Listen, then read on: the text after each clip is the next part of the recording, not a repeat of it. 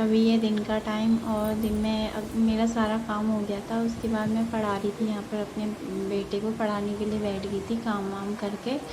तो मैंने कहा चलो इसको पढ़ा लेते हैं। और इन महाराज की देखो यहाँ पे अलग ही मस्तियाँ चली हुई हैं। तो ये लगे हुए हैं अपने अलग ही उसमें। तो 12 बज रहा है अभी दिन का।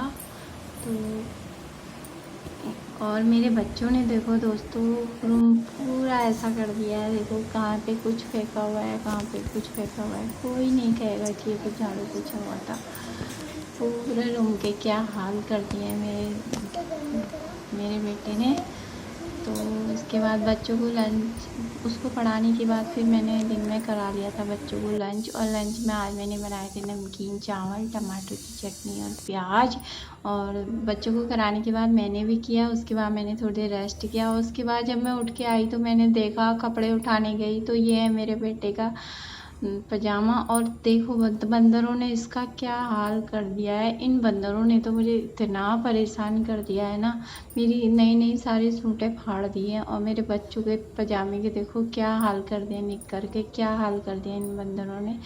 उसके बाद अभी है शाम का टाइम। और शाम के टाइम में मेरे पति देव जी भी उठ गए थे। तो मैं बना रही थी यहाँ पे चाय। और मेरी थोड़ी सी चाय गिर भी गई थी। और यहाँ पे एक तरफ हो रहा था पानी, क्योंकि मैं अपने बेटे को ऐसा कच्चा पानी देती नहीं हूँ, बॉयल करके ही देती हूँ।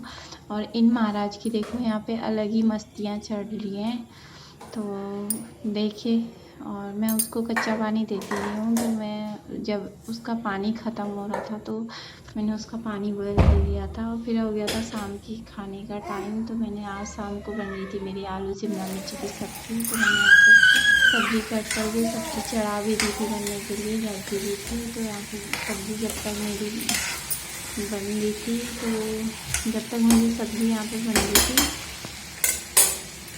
सब्ज़ी बनने के लिए मैंने यहाँ पे दे दी थी। और तब तक इन महाराज को देखो, इनकी अलग ही मस्तियाँ चली हुई है। और अभी देखना दोस्तों, ये देखो, इसे देखो, ये हाथ छोड़ के चलने लगा है। और इतनी खुशी हो रही है मुझे।